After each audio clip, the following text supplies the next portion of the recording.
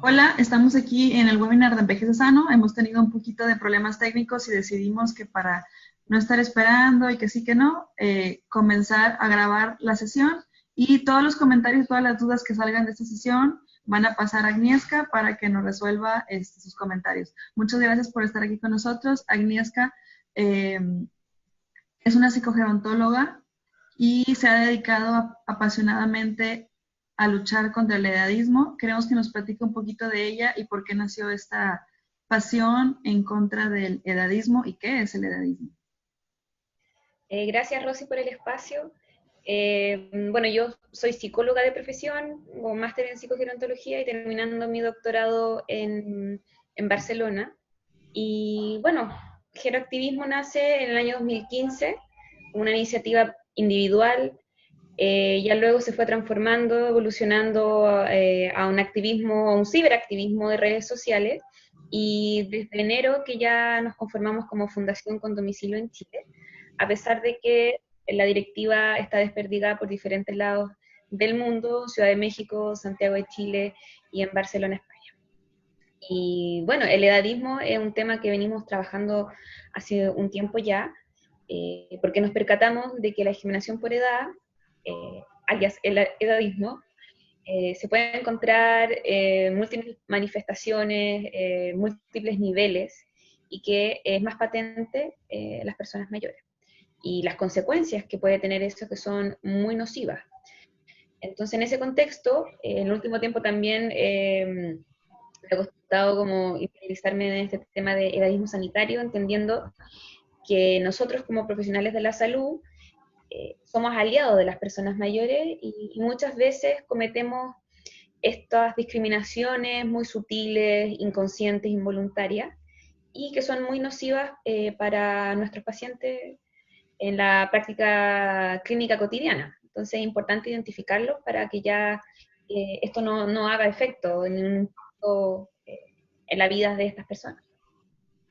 Sí, nosotros como médicos creo que no se tiene el conocimiento que estamos cometiendo a lo mejor un error o una actitud edadista hacia el paciente. En ocasiones se escucha la frase como médicos de que es por su edad, señora, o sea, ese dolor ya es por tantos años y son cosas que nosotros decimos sin pensar, a lo mejor no se nos enseña que la edad no es un factor de riesgo en todo. Siempre nos dicen, la edad es factor de riesgo para infarto, la edad es factor de riesgo para esto, pero nunca se nos dice que existen otros factores como las comorbilidades, tener muchas enfermedades, o tener otro tipo de cuestiones que afectan y que eso sí puede ser un problema de salud, no el número, ¿verdad?, de la edad.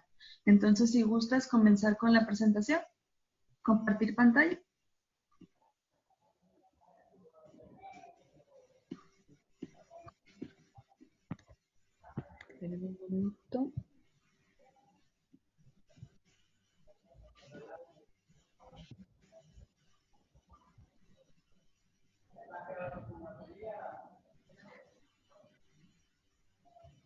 ¿Sí se ve?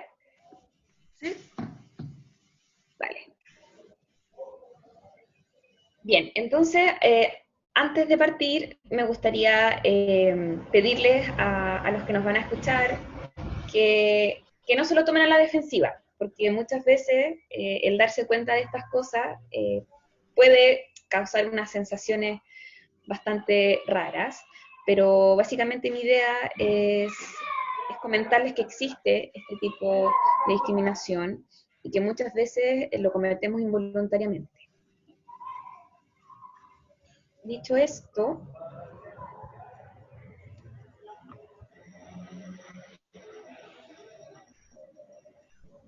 solo para poner en contexto, en el año 2015 existían cerca de 901 millones de personas mayores de 60 años y se prevé un aumento del 56% para el año 2030.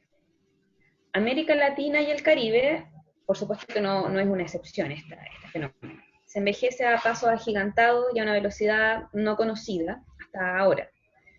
Lo que llevó en Europa cerca de 65 años, en América del Norte 75 años, a nuestra región le va a suceder en apenas 35 años. Si en este momento el 11% de la población de América Latina y el Caribe tiene más de 60 años, en el año 2030 representará cerca del 17%. Se dice que 1 de cada 4 habitantes de nuestra región será mayor de 60 años. Además, se observan diferencias dentro de nuestra región de Latinoamérica. Mientras en el 2050, Belice, Bolivia, Guatemala y Guyana y Haití serán como hoy lo es China, con alrededor de un 15% de la población mayor de 60 años, y se dice que Brasil, Chile, Colombia, Costa Rica y Uruguay podrán compararse con países como Alemania, incluso Japón, con una población de adultos mayores cercana al 30%. En este contexto, las personas mayores, por supuesto que son el grupo que utiliza con mayor frecuencia los servicios sanitarios, gracias a un aumento de las enfermedades crónicas no transmisibles. Según la Organización Mundial de la Salud, cerca del 23% de la carga mundial de morbilidad se puede atribuir a la presencia de enfermedades en personas de mayores de 60 años.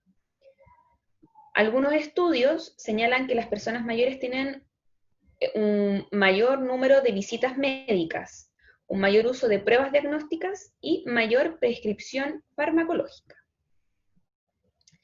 Y algunos autores asocian la mayor utilización de estos servicios a factores como la edad, ser mujer, tener una peor salud percibida, como una autopercepción, mayor frecuencia de comorbilidades, bajo nivel educativo, un mayor número de tratamientos y la clase social.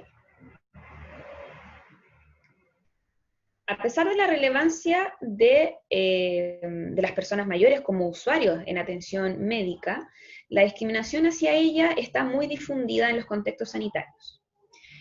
Este conjunto de actitudes, conocidas como el edadismo, se caracterizan por ser un conjunto de estereotipos, prejuicios y conductas discriminatorias en función de la edad. Este fenómeno es sutil y complejo y forma parte de los 3 grandes ismos que se llaman, junto al sexismo y al racismo. Lamentablemente no cuenta con la misma visibilización, más bien está naturalizado en la sociedad y sobre todo en los contextos sanitarios. Y por esta razón, Palmore habla de que el edadismo es una epidemia social. Y a diferencia de otro tipo de discriminaciones, se plantea que el edadismo es la forma más absurda de discriminación, pues es ejercida por aquellas y aquellos que en un futuro también serán mayores. Y por supuesto, el edadismo perpetúa un imaginario social homogéneo, no dando cabida a la heterogeneidad, a las vejeces que llamamos, y es totalmente nocivo, como vamos a ir viendo.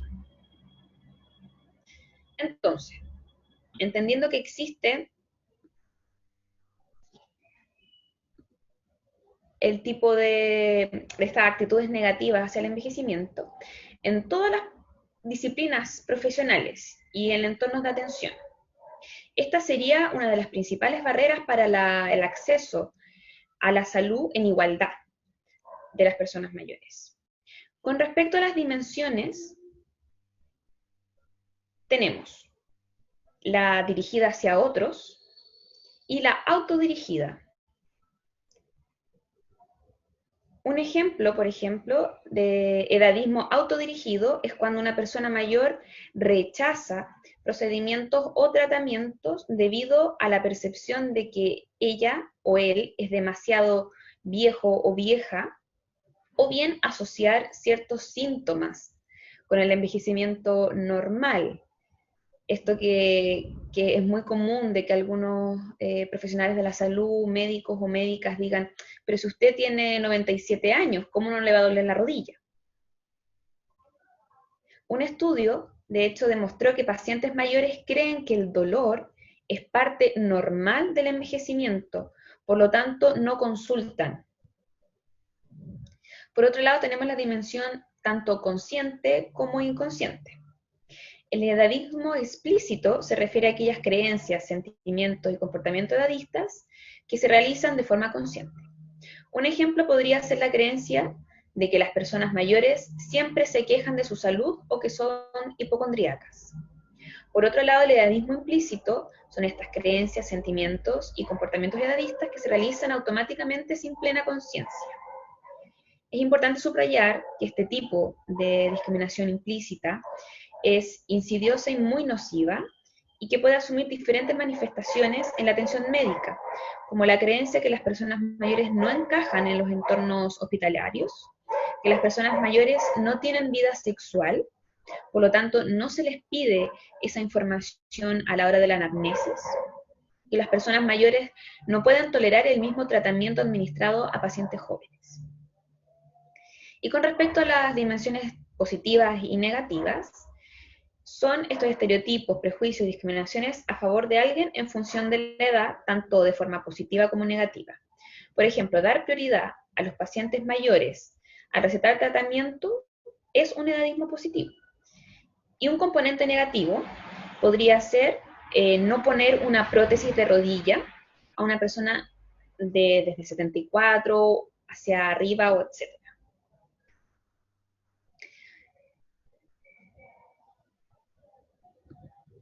¿Y cómo se discrimina? Además de las dimensiones que anteriormente estábamos viendo, también tenemos los niveles, tanto macro como micro.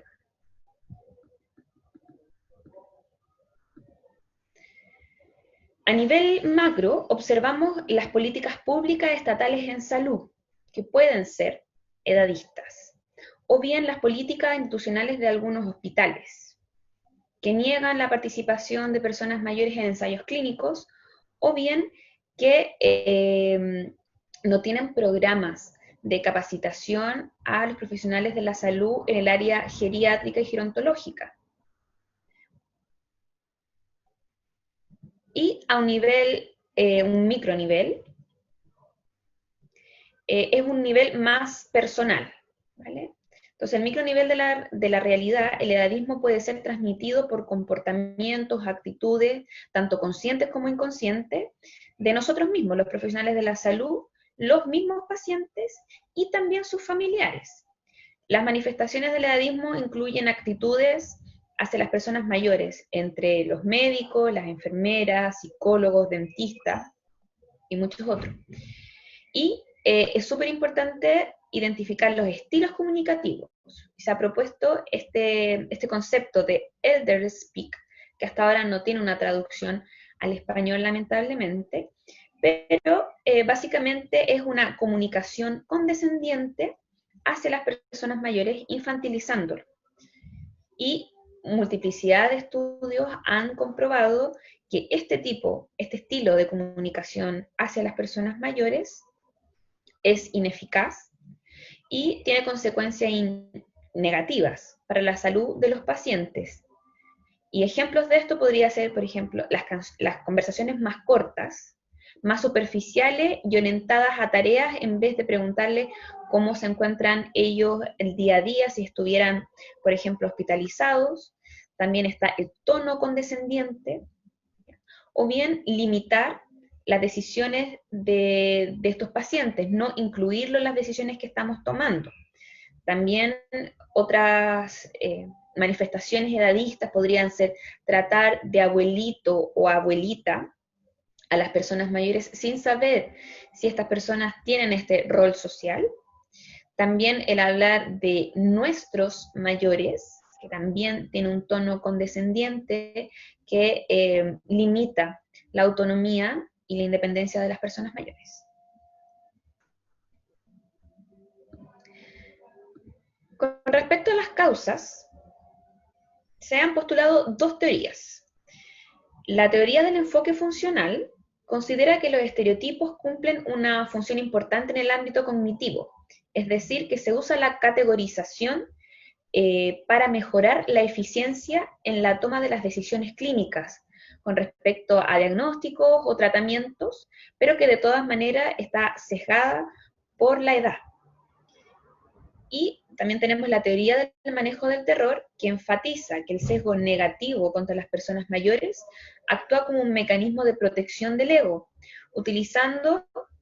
y se utiliza para negar y distanciarse de los aspectos negativos que pueden llegar a tener la vejez. El edadismo está estrechamente asociado con el deseo humano de disociarse de estos recordatorios de lo inevitable de nuestra finitud, de nuestra muerte propia, del deterioro de la salud, lo que lleva a actitudes y comportamientos que refuerzan el rechazo a los individuos o bien los grupos, que despiertan este miedo a la muerte.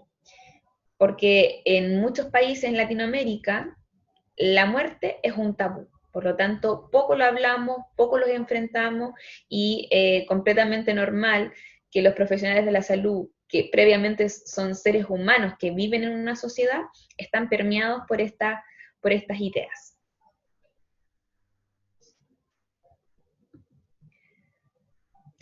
Bueno, ¿y quién ejerce este tipo de discriminación? Como ya les decía anteriormente, este tipo, la discriminación por edad está ejercida por todas y por todas.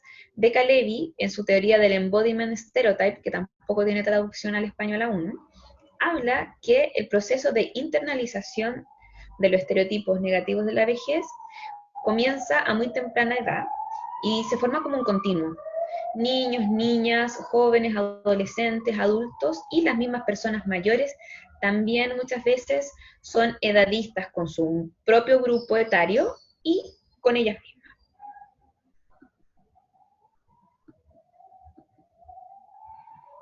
Y bueno, con respecto a los profesionales de la salud, antes de hablar de los médicos y médicas, se ha encontrado, hay muchos estudios iniciales que hablan que son muchos los profesionales de la salud los que cometen esta discriminación por edad. Pero si hablamos de médicas, médicos y estudiantes de medicina, hay algunos estudios que hablan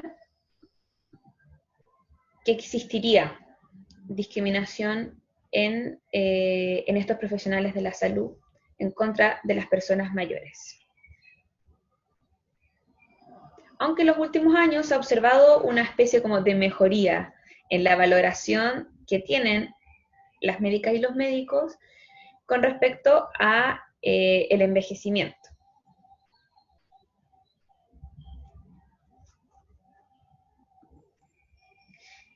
Y bueno, también se han hecho estudios con respecto, o sea, para poder buscar cuáles son los factores de riesgo que hacen que uno cometa este tipo de discriminaciones.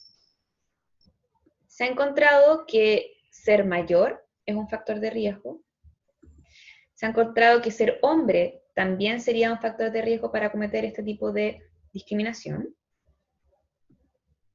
No tener experiencia laboral previa con personas mayores. Menor interés en el cuidado de las personas mayores también sería un factor. Menor interacción social con personas mayores sanas. Y esto puede ser muy, muy paradójico porque quizás muchos médicos y médicas están expuestos a la enfermedad, a la disfuncionalidad, al deterioro fisiológico, funcional, cognitivo. Y se ha encontrado que una menor interacción con personas sanas puede ser también un factor de riesgo. Y por supuesto la escasa capacitación en temas de geriatría y gerontología.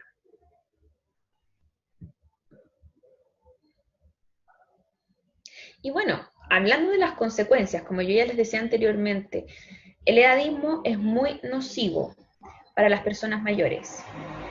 Tiene un impacto multidimensional y afecta tanto la salud física, la mental, tiene consecuencias sociales, económicas y también sanitarias.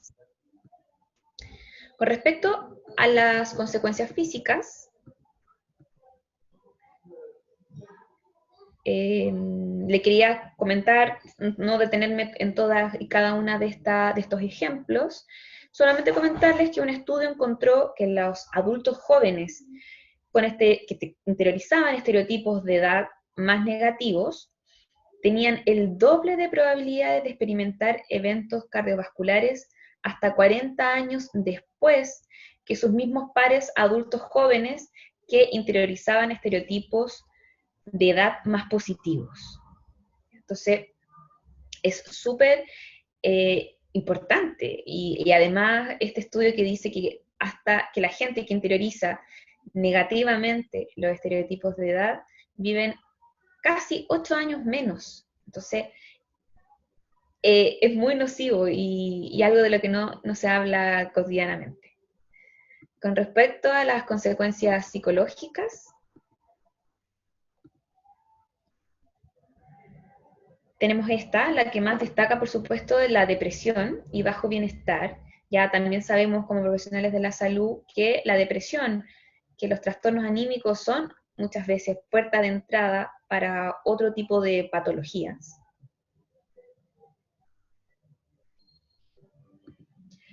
De consecuencias sociales, autoaislamiento social, autoexclusión de las mismas personas mayores, maltrato, porque claro, si tenemos esta idea negativa del envejecimiento y la vejez, pueden suceder tipos de negligencias o abusos físicos, psicológicos, económicos, sexuales. Y con respecto a las consecuencias económicas, un estudio muy reciente de Becca Levy y intentó identificar los costos de atención médica entre 8 de las condiciones de salud más costosas en Estados Unidos y las asoció a algunos predictores de edadismo para la población total. Y descubrió que el costo del edadismo era cerca de 63 billones de dólares de Estados Unidos, los cuales eran gastados en 8 condiciones de salud, que son las más prevalentes, allá al menos, las enfermedades cardiovasculares, trastornos mentales, enfermedades crónicas respiratorias. Y también ella hizo como un desglose. El costo en exceso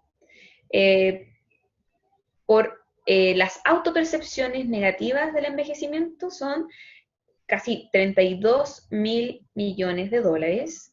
Los estereotipos de edad, el costo en exceso son casi 29 mil millones.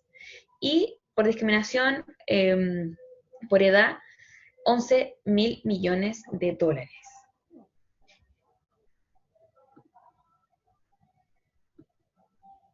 Y con respecto a las consecuencias sanitarias, y en esta me quisiera identificar, quedarme un poquito más en esto, importante decir que los comportamientos y actitudes de los que podemos tener los profesionales de la salud en el contexto de atención sanitaria están lejos de ser inocuos, inofensivos, e inciden en la cantidad y calidad de la atención solicitada, entregada y recibida por parte de las personas mayores. De hecho, un estudio señaló que 1 de cada 17 adultos mayores de 50 años experimenta discriminación frecuente en la atención médica, y esto se asocia con una nueva discapacidad o bien un empeoramiento de alguna discapacidad previa en un lapso de 4 años. En el peor de los escenarios, el edadismo en la atención médica puede implicar una mayor probabilidad de muerte para los pacientes mayores.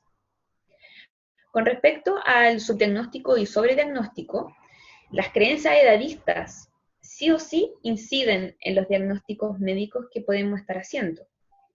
Por otro lado, también se ha observado menos tratamiento o intervenciones en cáncer. También más farmacoterapia, prescripción de farmacoterapia a mujeres mayores, o una menor inclusión en ensayos clínicos. En los ensayos clínicos de drogas para el cáncer, por ejemplo, o de enfermedades de arterias coronarias, que para los que no lo saben, son unas enfermedades que hay una alta incidencia en personas mayores. Las personas mayores de 65 años en esta enfermedad están subrepresentadas a pesar de que tienen mayor incidencia. La misma tendencia se puede ver en la investigación sobre accidentes cerebrovasculares y la rehabilitación de estos mismos cuadros. En la mayoría de los ensayos clínicos, el diseño de los protocolos estipula criterios de exclusión tales como el estado funcional deteriorado, enfermedades cancerosas pasadas y comorbilidades médicas. Otro estudio también encontró un sesgo similar basado en la edad en la investigación clínica no farmacológica. Entonces, la falta de participación de las personas mayores impide la generalización de los resultados del estudio a los mismos pacientes mayores y por lo tanto puede contribuir a la doble discriminación. Sin evidencia clínica que respalde el uso de los nuevos tratamientos de la población mayor, se reduce la posibilidad de que los pacientes mayores reciban estos mismos tratamientos. De hecho, se puede argumentar que la representación insuficiente de la población de pacientes mayores en los ensayos clínicos no es solo una de las consecuencias del edadismo en la medicina, sino que también puede ser uno de los principales factores perpetuadores del edadismo. Y bueno, ya para ir cerrando, importante saber cómo podemos combatir estas actitudes edadistas de discriminación. Por un lado, tenemos la investigación y por otro lado tenemos la intervención. Medir el edadismo dirigido a los pacientes mayores en el contexto de atención médica tiene dos ventajas principales. Por un lado, mejora nuestra comprensión en profundidad del fenómeno del edadismo en estos entornos particulares. Y en segundo lugar, esta comprensión es esencial para desarrollar intervenciones que tienen que ser adaptadas y personalizadas para este grupo etario. Porque también se ha descubierto que este tipo de intervenciones personalizadas son mucho más efectivas. Y con respecto a las intervenciones, para combatir estas como prácticas diarias en los profesionales de la salud, serían mucho más efectivas, se propone, si se centran en los estereotipos negativos y los prejuicios hacia los pacientes mayores, en lugar de verlos como personas mayores. A su vez, debiese ser del tipo educativa, la cual ha demostrado ser una de las herramientas más útiles en estos contextos para poder combatir el edadismo. Y la inclusión, sobre todo en cursos de geriatría y gerontología, se ha demostrado como una herramienta que disminuye significativamente la prevalencia de estereotipos negativos del envejecimiento entre estudiantes de enfermería, por ejemplo. Por lo tanto, creo que se deben incluir intervenciones similares en los planes de estudio, tanto de escuelas de medicina como de otras profesiones, a los becarios, a los que hacen especialización en algunas áreas de la medicina. Tampoco hay que olvidar que hay que intervenir tanto con los pacientes como los familiares, que también muchas veces son perpetuadores de estos mismos estereotipos negativos, sobre todo en los familiares que sobreprotegen a los pacientes cuando tenemos un paciente que está con un deterioro en la funcionalidad, por ejemplo, y vienen los familiares y quieren hacer por ellos, no sé, el comer, el caminar, el vestirse, entonces eso también de alguna forma incide en las personas mayores. Por último, ¿cuáles son los desafíos que presenta el estudio del edadismo en los profesionales de la salud?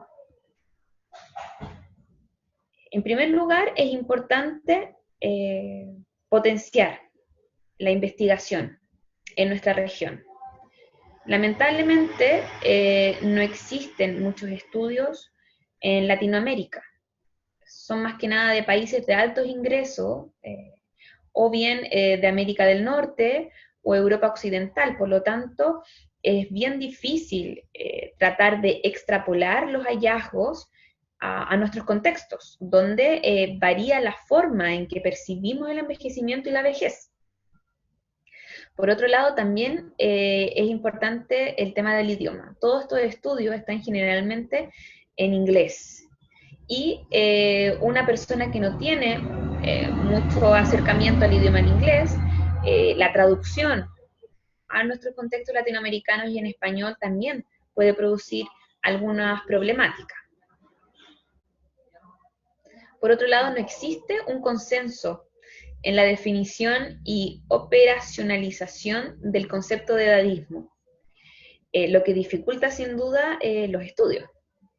Lo mismo pasa con los instrumentos de medición. Tampoco se utiliza siempre el mismo, están saliendo luego nuevos instrumentos, lo que hace también más difícil aunar los criterios para poder investigar acerca de la temática. Y por último, destacar que un desafío, sin duda, son las políticas públicas sanitarias de los países de nuestra región de Latinoamérica. Sin duda tienen influencia. Las personas mayores necesitan de servicios sanitarios básicos y ayudas económicas y sociales adaptadas a sus concretas, peculiares y específicas necesidades. Si nos dirigimos hacia una sociedad más envejecida, debemos enfatizar el desarrollo de la medicina geriátrica en cada uno de los niveles de atención médica. El servicio geriátrico hospitalario y la red comunitaria debiese ser la piedra angular de la provisión de la asistencia sanitaria para las personas mayores, lo que también hay estudios que ha demostrado ser muy costo efectiva. Por lo tanto, en estos contextos de países que están envejeciendo rápidamente, la medicina geriátrica toma un rol fundamental. Por otro lado, es importante destacar también que debemos transitar hacia un paradigma de atención centrada en la persona y en la prevención, más que en lo curativo. ¿Ya? Y en esto los servicios o unidades de geriatría juegan un rol crucial, tanto en la provisión como en la coordinación de los requerimientos de asistencia continuos, en una estrecha relación con los equipos de atención primaria. Por supuesto que esto también dependerá mucho de cómo se capacita a las médicas, a los médicos y a los otros profesionales de la salud, tanto en el pregrado como en el posgrado. ¿Ya? O sea, que existan cursos, como decíamos anteriormente, de geriatría y gerontología es muy importante. Este punto de formación de los recursos humanos en geriatría es muy importante. Solamente para dar un ejemplo, en el contexto, yo soy chilena, en Chile todas las personas mayores de 60 años tienen atención gratuita en los hospitales públicos, pero no existen especialistas en geriatría capaces de satisfacer la demanda en la atención de los hospitales o en la misma atención primaria. Además, tanto en la atención comunitaria o primaria como la intrahospitalaria, no hay suficiente personal del equipo de salud que esté capacitado. O sea, no son solo los médicos, también otras profesiones que están involucradas en el manejo interdisciplinar de las personas mayores. No tienen esta capacitación y que también de alguna forma dificulta una atención apropiada y atingente a las personas mayores. La visión especializada en geriatría para la adecuada atención médica de las personas mayores es vital a la hora de efectuar diagnósticos y tratamientos, ya que en este grupo etario se presentan manifestaciones y particularidades médicas, tanto en la forma específica de presentar los síntomas, en cómo evoluciona o cómo se complican algunas patologías, y también de cómo estas personas les funcionan o no los tratamientos. Sin duda, una falta de capacitación puede incurrir en errores en los tratamientos. Y quizá un buen avance en nuestros contextos latinoamericanos sería insistir en la importancia de la ratificación de la Convención Interamericana sobre los Derechos Humanos de las Personas Mayores, y que esté ratificada por todos los países, porque hay todavía países latinoamericanos que no la han ratificado. Y que la traducción de estas leyes y políticas activas vayan a favor de la población de las personas mayores. En resumen, la identificación, la medición e intervención de los estereotipos negativos asociados con el envejecimiento y la vejez debiese representar una prioridad para los países, especialmente en nuestra región. La edad cronológica por sí sola a menudo se convierte en un factor determinante en el tipo y la intensidad de tratamiento en los contextos sanitarios, lo cual ha sido muy perjudicial para las personas mayores, especialmente en estos tiempos de pandemia. Entonces, debemos intentar transitar a una sociedad más inclusiva para todas las edades, donde una visión positiva del envejecimiento y la vejez sea la premisa máxima. Y para esto, como profesionales de la salud, debemos identificar cuáles son estas ideas, estos estereotipos negativos de envejecimiento y vejez, y también cómo nos discriminamos, nos autodiscriminamos por edad, porque lo queramos o no, somos seres humanos como todo, y como ya decía, vivimos en una sociedad que nos va permeando día a día de estas discriminaciones, y finalmente cuando vamos a nuestro contexto de trabajo, a veces también ponemos en juego este tipo de discriminación. Y bueno, claro, eso. Muchas gracias.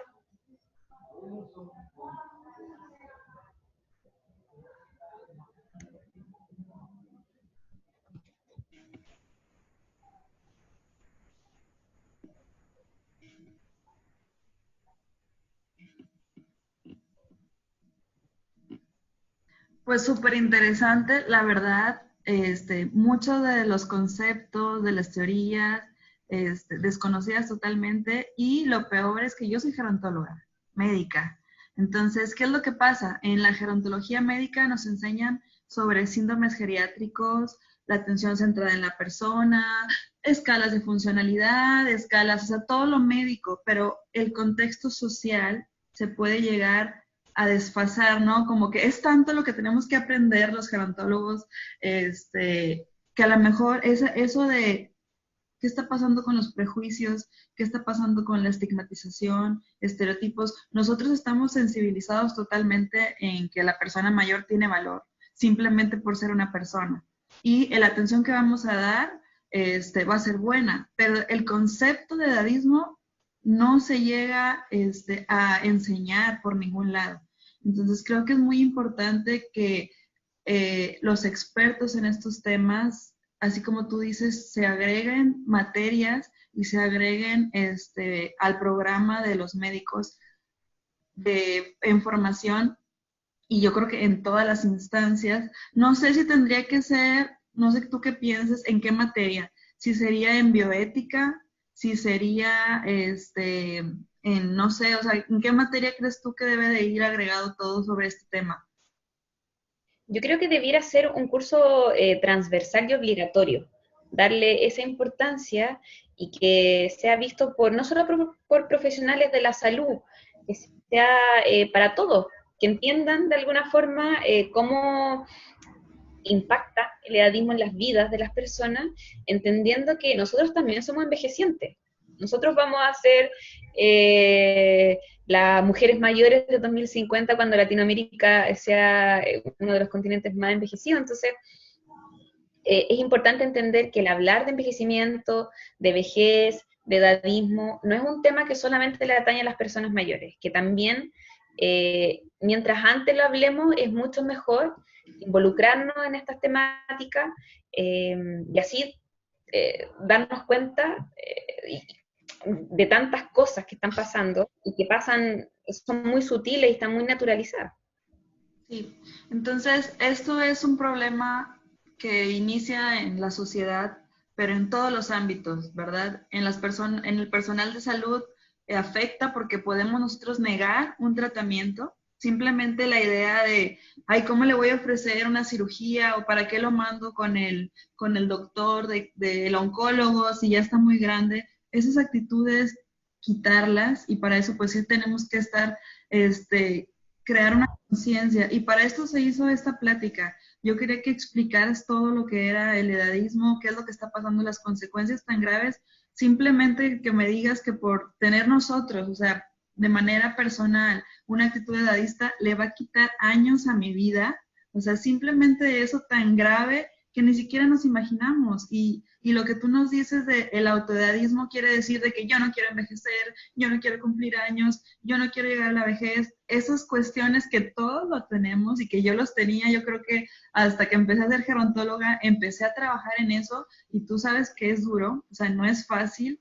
Y yo estoy también consciente de que se me pasa que por cariño o por querer dar un trato especializado, se me pasa decirle Juanita, o sea, hablar en diminutivo a las personas. Y esas cosas piensas que no es algo que está mal, pero realmente aquí la campaña de buen trato que tanto hemos tratado de transmitir es no dar por hecho las cosas. O sea, yo no puedo dar por hecho que esa persona quiere que yo le diga con cariño Juanita, ¿verdad? Simplemente hay que pensar en lo que ellos piensan y decirles, oiga, ¿cómo le gusta a usted que lo llamemos? Si esa persona nos dice, quiero que me llame señora Juana, pues yo le voy a decir señora Juana. Entonces, siempre empezar a pensar en darle la decisión a las personas mayores, darles un trato digno, respeto, y no andar con que abuelita, abuelito, porque eso más que nada es infantilizar. Y también vemos mucho nosotros la cuestión familiar. Yo soy médico familiar,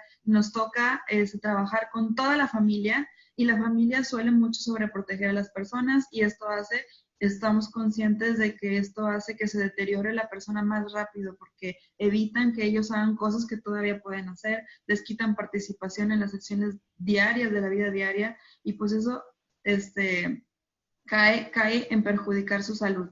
Yo quisiera preguntarte de manera individual, ¿cómo podemos comenzar? Ya no tanto como médico, ¿cómo puedo yo comenzar a combatir esta situación del edadismo y cuáles son las recomendaciones?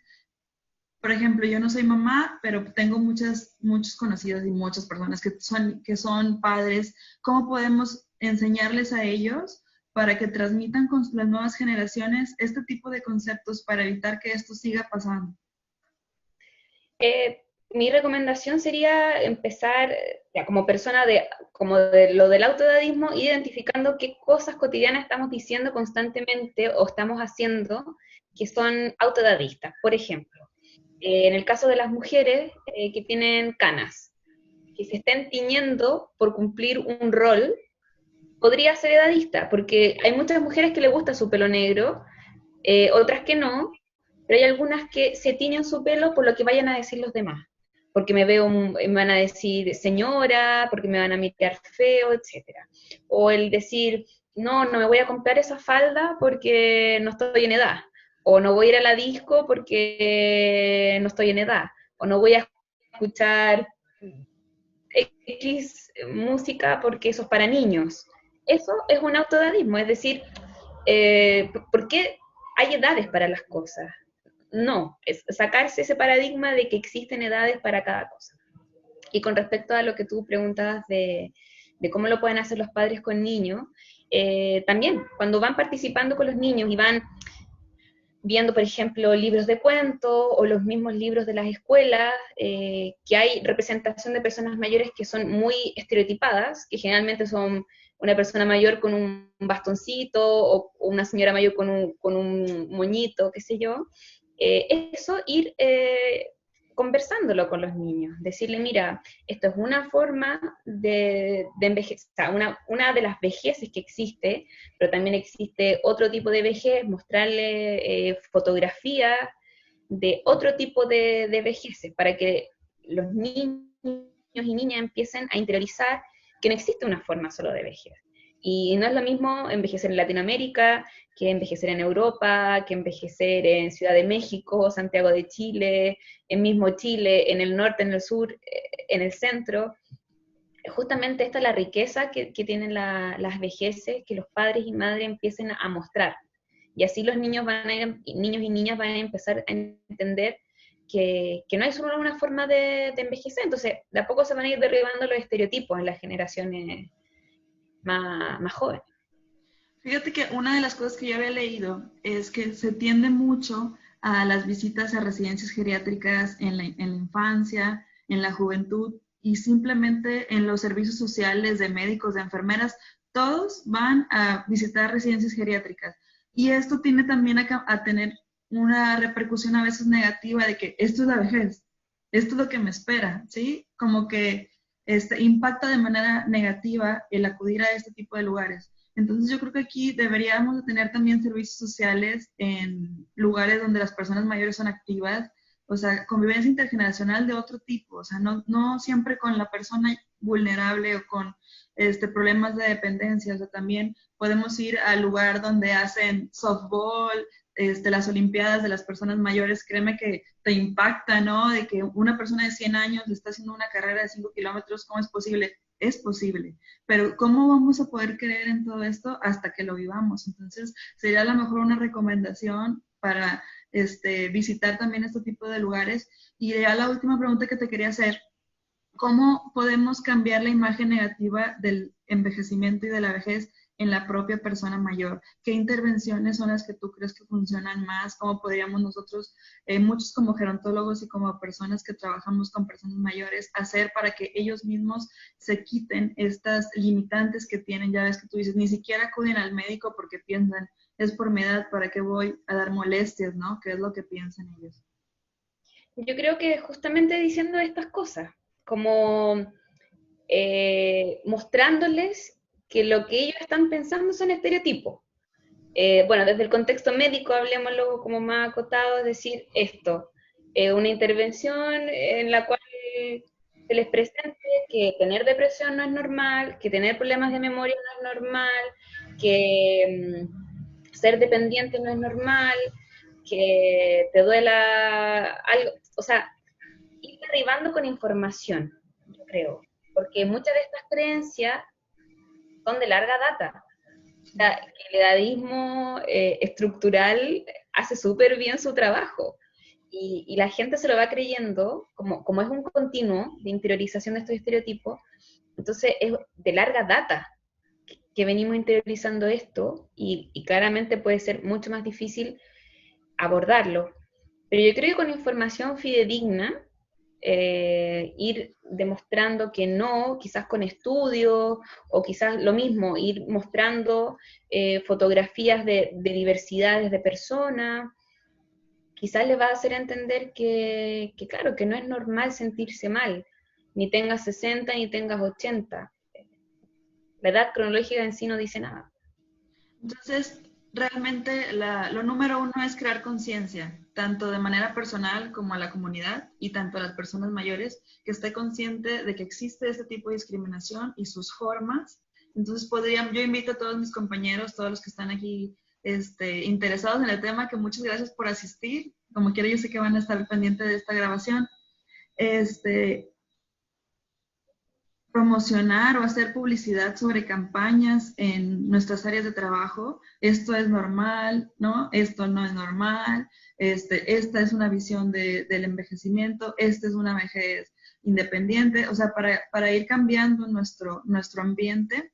Otra manera sería conectarnos también, tener mucha convivencia intergeneracional para conocer también lo que ellos piensan. Y hay personas que son felices en su etapa de la vejez y que creemos que eso no pasa, ¿verdad? Creemos que la gente siempre está triste y no es así. Son personas súper plenas. Platicar mucho con ellos y yo creo que también lo que nos puede ayudar es empezar con hacer investigación. Me gustaría que luego me compartieras las escalas que están ya validadas sobre edadismo y yo prometo pasárselos y empezar a hacer estudios en México y en Monterrey y en todas las ciudades donde nos están viendo, empezar a hacer esto porque si no, no se va a escuchar y va a quedar en el olvido y es lo que no queremos. Entonces, yo estoy muy contenta con nuestra sesión de hoy, Agnieszka. Le agradezco mucho. Y otra cosa que te quería decir es, y quería decirle más que nada a todos, que nos sigan en las redes sociales, pero no nada más que nos sigan, que se unan a la campaña de geroactivismo. Realmente nosotros que tenemos este poquito conocimiento sobre la discriminación por edad, somos los que podemos hacer que se comparta y que siga y que siga y que siga y luchemos, porque sabemos que esto es para la vejez de hoy, pero también es para la vejez de nosotros y de nuestras generaciones. No sé si tengas algún otro comentario. Mis redes sociales son Envejece Sano, las redes sociales de Agnieszka es Geroactivismo y ya si nos despedimos. Sí, solo decir que lo que decías tú, que a todas y todos los que le hizo un clic esta presentación. Son muy bienvenidas y bienvenidos a esta causa de lucha. No basta con dejar de ser edadista, hay que ser antiedadista, hay que identificar las cosas, promover una inclusión de las personas mayores en todos los contextos, en la participación. Así que bienvenido a esta lucha. Sí, quiero comentarles que Geroactivismo es una fundación y se pueden unir a ella. El contacto de Agnieszka y de Geroactivismo lo vamos a poner aquí en las redes para que platiquen con ella y se crea aquí un lazo más fuerte. Pues muchas gracias por estar con nosotros y nos vemos para la próxima. Chao, Rosy, gracias. Gracias.